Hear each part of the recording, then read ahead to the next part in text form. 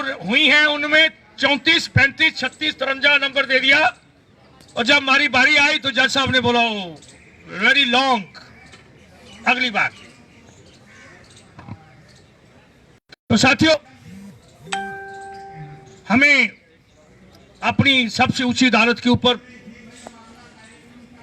यकीन था और शायद है भी, लेकिन कुछ ये जो हमारे साथ, हम पर्सनली अपनी बात कर सकते हैं, जो इतनी तरीके लगी हैं, हम समझते हैं कि ये बहुत डिले नॉर्मल रूटीन से हट के हुई है। हम सिर्फ यही कह सकते हैं कि ये नॉर्मली ऐसे नहीं होना चाहिए। हम उम्मीद करते हैं कि अभी 24 को हमें पूरा मौका मिलेगा और इंसाफ हमको जरूर मिलेगा, क्योंकि हमारा केस बहुत स्ट्रांग है। दूसरी बात साथियों, इस दौरान 1 साल हो गया हमने कोविड या इस महामारी में आए। आप सबको मालूम है, जो संपर्क में रहे, हमने 1 मिनट भी अपनी मुहिम को छोड़ा नहीं है। हमने प्रधानमंत्री जी को चिट्ठी लिखकर बोला कि हम टेम्परेरी सस्पेंड कर रहे हैं सरकार के साथ के लिए, लेकिन हमारी मुहिम का बेसिक जारी रहेगा। हमें जल्दी से जल्दी 1 रैंक 1 पेंशन दीजिए। हर महीने हम चिट्ठी लिखते रहे रक्षा मंत्री जी को, और हर 2 या 3 महीने के बाद हम प्रधानमंत्री जी को चिट्ठी लिखते रहे। किसी का ना तो जवाब आया, ना ही उन किसी दोनों में से किसी ने एक्नॉलेजमेंट किया। ये है सिर्फ जाकर एक जगह पे 2 जगह के बोल देना कि सैनिक का हम आदर करते हैं, या पार्लियामेंट में बोल देना कि कोई भी किसी वक्त आ सकता है। ये हमारे रक्षा मंत्री जी ने लोकसभा में बोला था, लेकिन जब हमने रिक्वेस्ट किया तो उन्होंने हमें मौका नहीं दिया। 1 मई 2019 को सुप्रीम कोर्ट ने ऑर्डर पास किया सरकार को कि ये जो त्रुटियां हैं 1 रैंक 1 पेंशन की, ये हैं, आप इनको रिजॉल्व कीजिए। जो पिटिशनर्स हैं और दूसरी एसोसिएशन के साथ। साथियों, सरकार ने नहीं बुलाया। हमने बहुत रिक्वेस्ट करने के बाद 1 जुलाई 2019 को हमें मीटिंग मिली एक रक्षा मंत्री जी से। हम गए, उन्होंने बोला हम अभी थोड़े ही दिन आए हैं, नए हैं, आप रख दो, स्टडी करके हम 10 तारीख को या 10 दिन के बाद फिर बुलाएंगे। वो 10 दिन आज तक नहीं आए।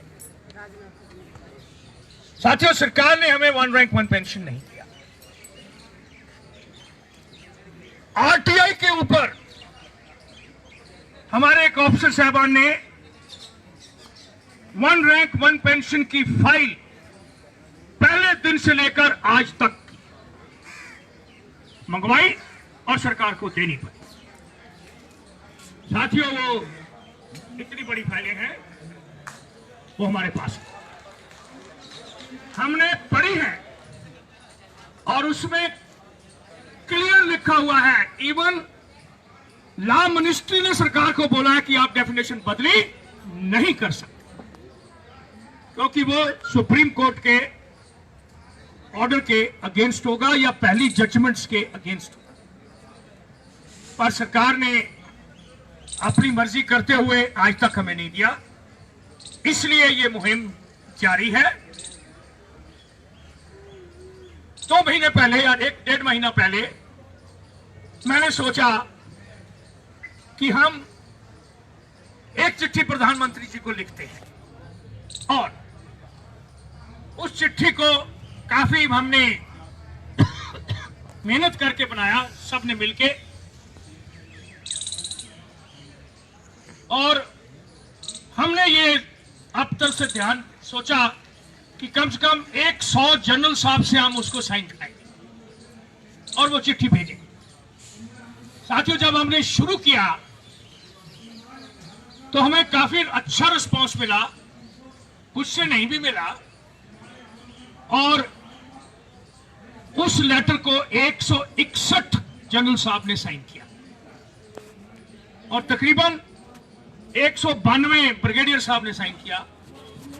बाकी हमारे दूसरे रैंक जवान जेओ ऑफिसर टोटल उस वक्त जल्द में जो मेरे को मिल पाए तो 631 ऑफिसर जेसीओ जवानों ने साइन किया उस लेटर को, और हमने वो लेटर प्रधानमंत्री जी को भेज दिया।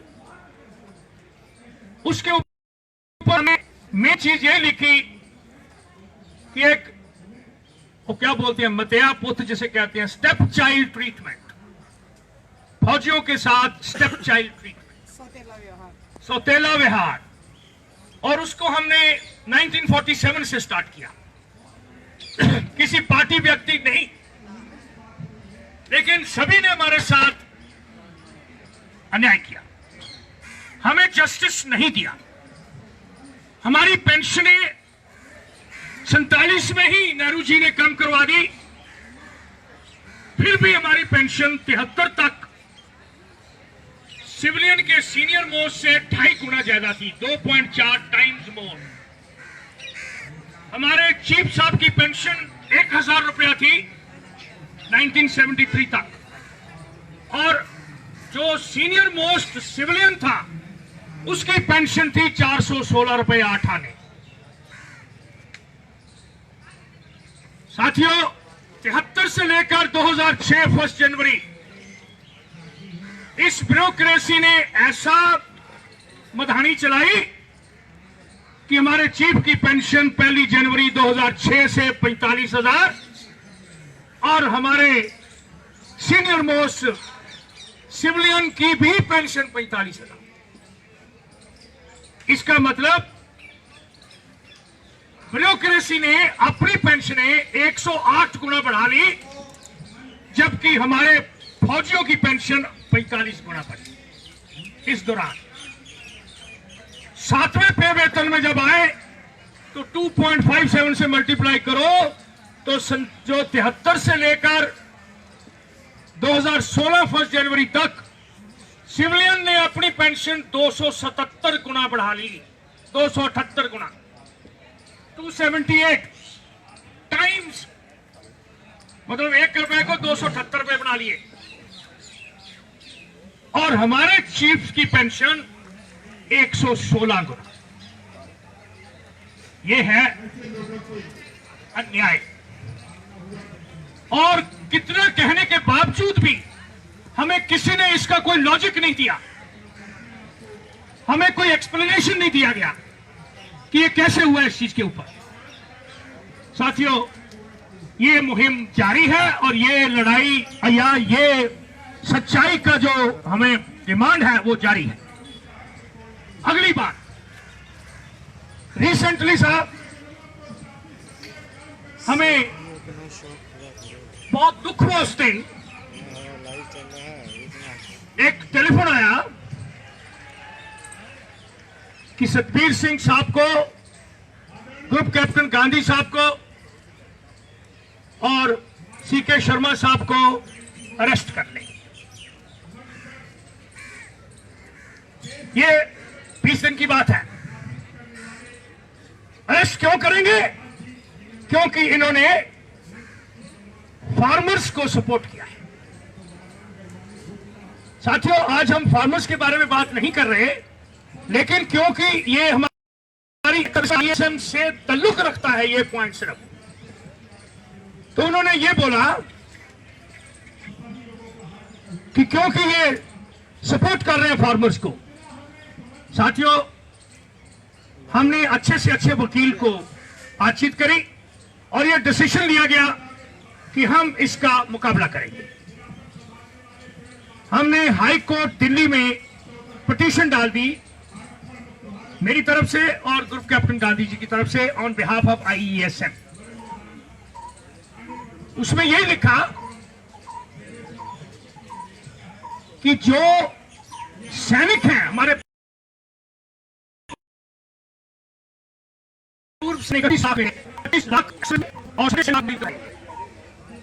जो हमारे 31 लाख जो रिटायर्ड फौजी और परिवार हैं, उनमें से 80% गांव से हैं और मिनिमम 70% से ऊपर किसान हैं। और उन्होंने हमें हर रोज ये बात करके बोला है कि आप साहब, हम सैनिक हैं और आपका मेमोरेंडम कहता है, हमारा जो आईएसएम का मेमोरेंडम है उसमें लिखा हुआ है कि किसी वक्त भी पूर्व सैनिकों का किसी तरह से उनके साथ अन्याय हो रहा हो या उनकी जो जरूरतें हैं पूरी ना हो या उनके वेलफेयर के लिए, ये हमारे प्राविधान है, हमारी जो memorandum of association of Indian ex serviceman movement. तो हमने उनको मद्देनजर रखते हुए हमारे 4-5 और उसके अंदर जो एम्स और ऑब्जेक्टिव्स थे वो इसके साथ मिलते थे। तो साथियों, हमने ये केस हाई कोर्ट में डाल दिया है और हाई कोर्ट ने गवर्नमेंट को नोटिस इश्यू करा हुआ है। ये आप बताएं इसके बारे में। अगली हेयरिंग 15 को है, कल। मुझे अच्छा लग रहा है कि ग्रुप कैप्टन गांधी साहब आगे हैं, हमारे वाइस चेयरमैन भी। हम सब इनका आदर करते हैं। सबको धन्यवाद कि आप आए हैं। मैंने इनको स्पेशली रिक्वेस्ट किया था और इन्होंने बोला मैं जरूर आऊंगा, तो अच्छा लग रहा है। तो साथियों, ये था सिर्फ उस पॉइंट जो बीच में आया था कि ये बात के ऊपर हम अपने 1 रैंक 1 पेंशन के लिए 24 तारीख को बिल्कुल तैयार हैं। हमने वो चिट्ठी प्रधानमंत्री जी को लिखी। इसके बीच में अभी फिर सेशन शुरू हुआ। पहला भी सेशन के आखिरी दिन 3 मेंबर पार्लियामेंट ने हमारा सवाल उठाया, राज्यसभा में भी और लोकसभा में। अभी जो शुरू हुआ तो पहले दिन ही 2 एमपीज ने हमारा सवाल पार्लियामेंट में उठाया और स्पेसिफिक पूछा है कि ये 1 रैंक 1 पेंशन आप कब दे रहे हो, क्यों नहीं दिया अभी तक, ऐसा। और उसमें यह भी सवाल उठाया गया कि जो आपने हुक्म दिया था कि 5 साल तक हम चेंज करेंगे, तो आपने 1 जुलाई 2019 से जो आपका हुक्म है, हम नहीं मानते उसको भी लागू नहीं किया। तो सरकार ने जवाब दिया, परसों की बात है, राज्यसभा में, कि हम इसके वचनबद्ध हैं इसको लागू करने के। अभी वचनबद्ध है, कब देंगे अभी तक उसके बारे में उसके बाद कुछ नहीं आया। ये परसों की बात है, जब ये सेशन शुरू हुआ पहले दिन ये बात हुई। साथियों, ईसीएचएस के लिए हम लगातार जैसे पॉइंट आते हैं, पांडे साहब, बाकी साहब, जहां जहां से भी हमारे को मैसेज मिलता है, हम उसके बारे में बातचीत करते रहते हैं। अभी एमडी ईसीएचएस साहब नए आ गए हैं, 1 हफ्ता पहले ही आए हैं। पहले वाले एमडी ईसीएचएस साहब बेंगलोर में चले गए हैं, इनसे मैंने संपर्क किया है। और पहले वाले जो एमडी साहब थे उनसे एक ऑर्डर निकलवाया था कि जो कार्ड इशू होने हैं 64 केबी के, वो कार्ड पहले ऑर्डर था कि सब एरिया से मिलेंगे, वहां से चेंज करवा के हमने ईसीएचएस पॉली क्लिनिक से मिले। तो उसके बारे में हमने ये करवा दिया है। तो आप सबको कहीं स्टेशन हेडक्वार्टर में भागने की जरूरत नहीं है। आप सबको ईसीएचएस कार्ड जो है वो ईसीएचएस क्लिनिक में ही मिले। हाँ, ओके। दूसरी बात, मैंने पहले वाले से भी जाने से पहले नए वाले को भी बोला है कि जो ये इंजेक्शन लगना है, वैक्सीनेशन, ये भी ईसीएचएस में लगाया जाए as part of our medical care. Serving जो फौजी हैं उनको लग गया और मेरे को कल ही बताया गया कि ECHS में भी इसको लगाना कल से शुरू हो गया है। मैंने उस लेटर को नहीं देखा, लेकिन मैं फिर कंफर्म कर लूंगा और फिर आपको बता दूंगा मैसेज से भी। लेकिन प्रिंसिपली उन्होंने मान लिया है कि ECHS से अपने ECHS मेंबर्स को वैक्सीनेशन है।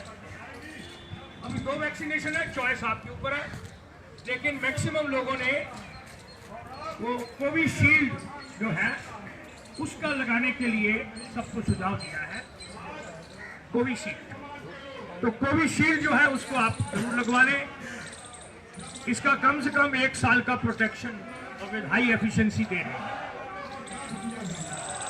साथियों, मैं ISM की ओर से आप सबको ये गुजारिश करना चाहता हूं, आप कोई भी पॉइंट हमारे पास बुलाएंगे, हम रेस्ट में नहीं रहेंगे। मैं, वाइस चेयरमैन साहब, पांडे साहब, हम 24 घंटे में कम से कम 10-12 बार बात करते हैं डेली, और कोई भी पॉइंट होता है उसके ऊपर एक्शन करते हैं। तो मैडम ने तो बोला 10-11 को, लेकिन 172 विडोज को डबल पेंशन दिला चुके हैं। 172 विडोज को, जिनको मालूम ही नहीं था। अभी 3 दिन पहले ही यहाँ पे 60 फैमिली नेपाल की रहती है यहाँ, वो एक आ गई, उसकी डबल पेंशन लगनी थी। उसी वक्त हमने बातचीत करके, जो नए वाला एग्रीकल्चर डिपार्टमेंट में काम करता था, उनकी वो पेंशन सेकंड एक्सेप्ट कराने की लेटर चला गया और वो एक्सेप्ट कर। तो साथियों, कोई भी आपका इशू है, इसी तरह रिजर्वेशन जो है वो अभी 25% हो गई है और सारे ग्रुपों के लिए हो गई। आगे ग्रुप ए के लिए नहीं थी, और थी 24%, 18% और 12%। अभी 25% चारों ग्रुपों के लिए रिजर्वेशन है।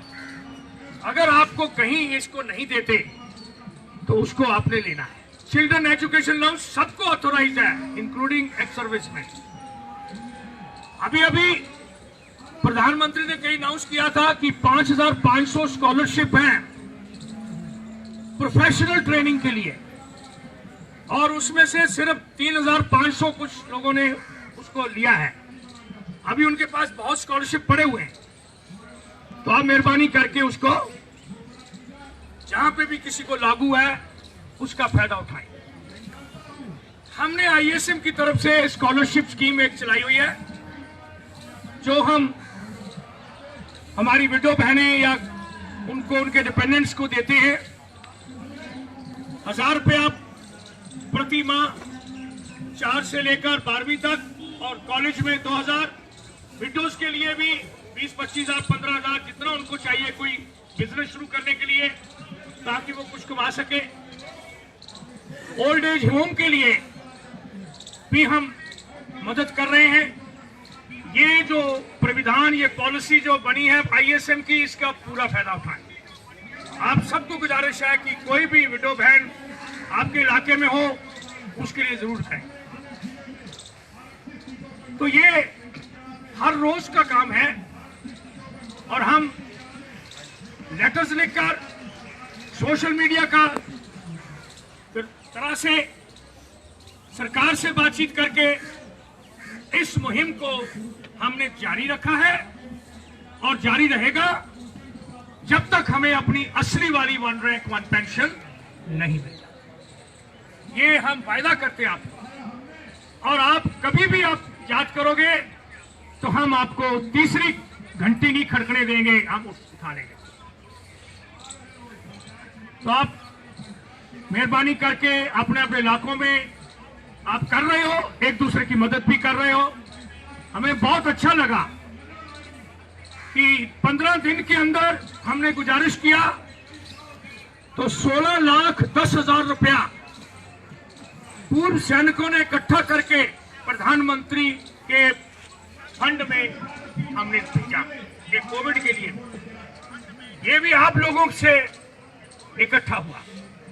ये भी छोटा देश के लिए तो कम है, लेकिन एक उसके पीछे जो इच्छा शक्ति है योगदान देना वो आप सबने दिया। इसी तरह कहीं फ्लड आता है या कोई आपदा आती है तो हमारे फौजी पूरे देश में हमेशा सबसे आगे, गांव से लेकर सेंटर तक हमेशा तैयार है। ये हमारे सैनिक, और इनके साथ अगर अन्याय होता है तो साथियों ये बहुत, मैं यही कहूंगा कि कोई भी सरकारों के लिए अच्छा नहीं है। हम सिर्फ अपना हक ले रहे हैं। साडा हक, साडा हक किथे रख, इथे रख, जल्दी कहा साडा हक और इथे रख और किथे रख और किथे रख, साडा हक, साडा हक और साडा हक। ये है भाई, हम सिर्फ अपना हक मांग रहे हैं, हक के सिवा कुछ नहीं मांग रहे। तो एक दवाज साहब आज नहीं आए, उनका काम था, लेकिन उनकी कविता मेरे को जरूर याद आ रही है 2 लाइन की, कि कितने बाजू कितने सर गिन ले मोदी जी ध्यान से, हारोगे तुम हर बाजी जब खेले हम जी जान से। तो ये हम हर रोज यहां बोला करते थे। साल निकल गया लेकिन साथियों भूले नहीं हम एक सेकंड।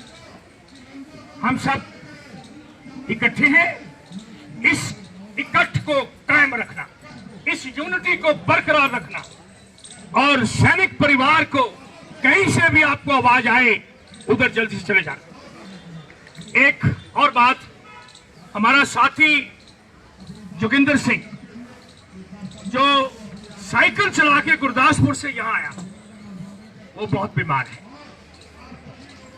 बहुत बीमार है, और उसको हमारे एक कर्नल रोहित साहब होते थे, वो बहुत देखभाल कर रहे हैं, डॉक्टर साहब थे, वो भी देखभाल कर रहे हैं।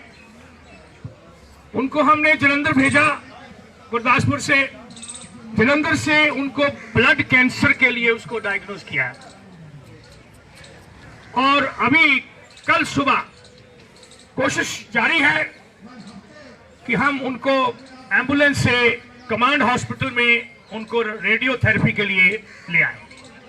साथियों, हम सब भगवान से प्रार्थना करते हैं कि वो ऐसा योद्धा जो साइकिल पे 540 किलोमीटर चलकर यहाँ हमारे साथ आया, हम जोगिंदर की जो बीमारी है वो दूर हो जाए, ऐसी भगवान से प्रार्थना करते हैं। जनार्दन साहब हॉस्पिटल में हैं, हम ईश्वर से प्रार्थना करते हैं कि वो हमारे साथी रहे हैं हमेशा, कि वो जल्दी से जल्दी ठीक होकर अपने परिवार और सैनिक परिवार के साथ फिर वापस लौटे।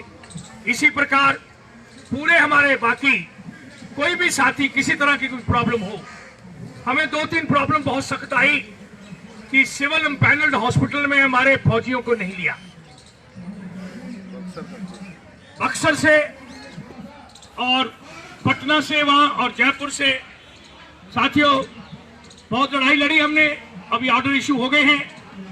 हमारे अपने जो पेरेंट्स हैं उनको नहीं लिया गया, हमारे वाइस चेयरमैन साहब के फादर साहब एडमिटेड थे आरआर में, उनको नहीं ले रहे थे जी, लाउड नहीं है, ऑथोराइज नहीं है, जबकि हमारी सर्विस कंडीशन में है।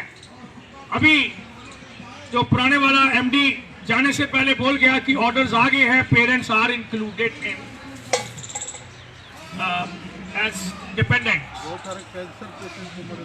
हरजिंदर खेरा भी हॉस्पिटल में है सर। हाँ जी, हरजिंदर खेरा हॉस्पिटल। अच्छा, वो भी हॉस्पिटल में है। हाँ, नहीं उन्हें हरजिंदर खेरा जी जो भी हर वक्त ऑलमोस्ट डेली बेसिस के ऊपर आते रहे, मोटरसाइकिल के ऊपर पूरा 25 कितने उसने 1000 किलोमीटर मोटरसाइकिल चलाया, 5000 किलोमीटर, शहीदों की मिट्टी लाए थे यहाँ, और शहीदों की मिट्टी जगह जगह से लाए, वो भी हॉस्पिटल में है। हम भगवान से प्रार्थना करते हैं कि हे ईश्वर, हे भगवान, हे बाबा जी, आप हमारे इस पूर्व सैनिक की जो हिम्मत रखता है तगड़ी और साथ देता है यूनिटी में, और अच्छा आगे आने वाला एक फौजी है, हम भगवान से प्रार्थना करते हैं कि उनकी भी सेहत अच्छी रहे। जैसे शुरू में हमने 1 मिनट का मौन वतन किया, मौन रखा, कि सबके लिए जो भी हमारे साथी चले गए, करीब साहब या बाकी भी जवान जेसीओ ऑफिसर्स नहीं रहे, उन सब के लिए हमने 1 मिनट के लिए प्रार्थना करी भगवान से कि उन सब को शांति दे। साथियों, कोई किसी का सवाल है? पॉइंट तो बहुत है क्योंकि चिट्ठी, हाँ अभी बता, एक पॉइंट है रिजर्विस्ट के लिए। साथियों, हमने यहाँ पे केस डाल रखा था कि रिजर्विस्ट की पेंशन जो नॉर्मल सिपाही की पेंशन है वो उसका 2/3 से कम नहीं हो सकती, उसके बराबर। हाँ, हमने तो बोला था कि बराबर होनी चाहिए, बराबर होनी चाहिए। लेकिन एक केस डाला हैदराबाद में, तमिलनाडु का केस हैदराबाद बोर्ड में, और वो केस हमारा सिपाही जीत गया और उसकी जजमेंट जो है वो अभी हमने सरकार को भेजी हुई है कि वो सभी रिजर्विस्ट के लिए लागू होनी चाहिए। और उन्होंने जो मिनिमम 9,000 थी उससे बढ़ाकर 11,700 कुछ हो गई, 11,800 रुपया बेसिक हो जाएगी। उसके बाद दिए तो उनको भी अभी 13-14,000 रुपया पेंशन मिल जाएगी, जो अभी 9,800 रुपया मिलता है। ये केस हम जीत चुके हैं, सिर्फ सरकार ने लागू करना है। अगर सरकार और 15 दिन में नहीं करती, मैंने कुछ 4 चिट्ठियां लिख चुका हूं, एक चिट्ठी मैंने परसों ही भेजी है, 15 दिन वेट करेंगे। उसके बाद हमने एक एडवोकेट साहब से गुजारिश करी है कि ये केस सीधा सुप्रीम कोर्ट में डाले कि सबको लागू होना चाहिए, और ये सबके लिए था। उन्होंने एक आदमी की पेंशन नहीं बदली करी, उन्होंने रिजर्विस्ट पेंशन रिवाइज करी, रिजर्विस्ट पेंशन बढ़ाई है, इसलिए वो सबको लागू है। ये तकरीबन 1,76,000 हमारे रिजर्विस्ट थे, उसमें से कई बेचारे ईश्वर को प्यारे हो गए होंगे, पर जो भी हैं उन सबको न्याय मिलेगा। और हम सब मिलकर इसमें, हमारे वाइस चेयरमैन ने और एक और पांडे साहब एडवोकेट थे, उन्होंने काफी इसके केस को बढ़ाया। इसका डेट कब से दिया है? 2019 से 2019 से।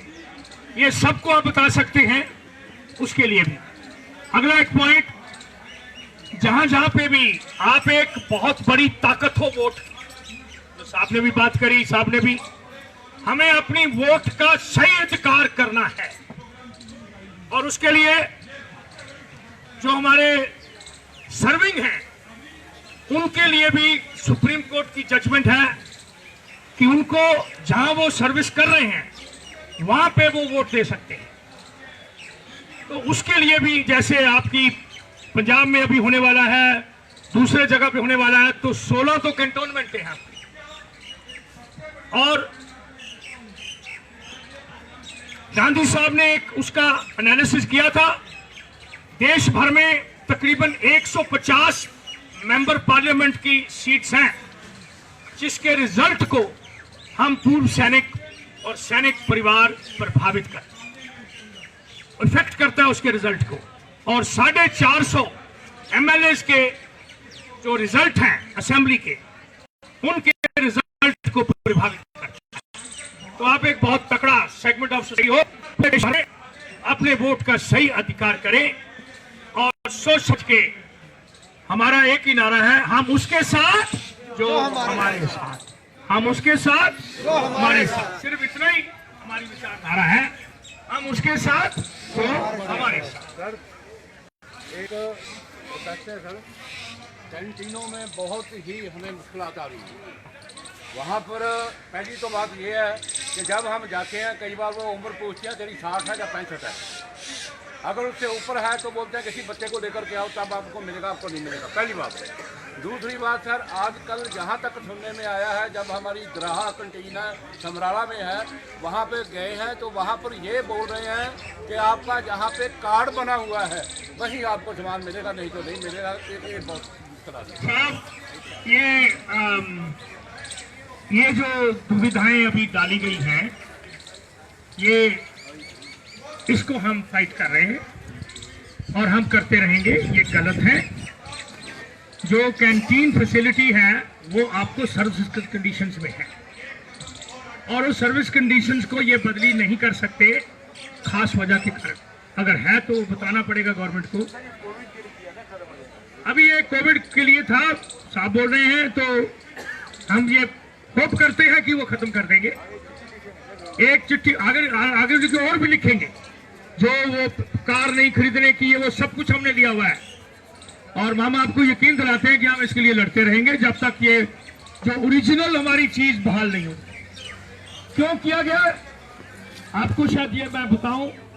मैंने एक बारी QMG के दफ्तर में गया और वहां जाके मैंने जब पता किया, बात यूं है कि हम अपने पैरों के ऊपर आप कुल्हाड़ी मारते हैं, हम अपने पैरों पे आप कुल्हाड़ी मारते हैं।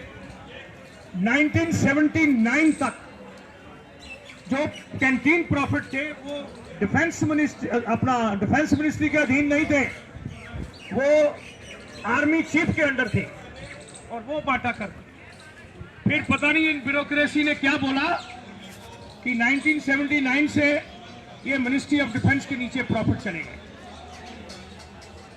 अभी हम एक केस तैयार कर लिया है, डालेंगे कि कैंटीन प्रॉफिट जो है वो हमारी जो स्ट्रेंथ है 15 लाख, जो उनके ऊपर के मल्टीप्लाई करके इतना पैसा बनता है, आप उसके हिसाब से हमारी खरीदो फरोख्त होती है, तो वो पैसा प्रॉफिट हमारे सर्विंग और रिटायर्ड लोगों के ऊपर 90% से ज्यादा प्रॉफिट हमारा बनता है।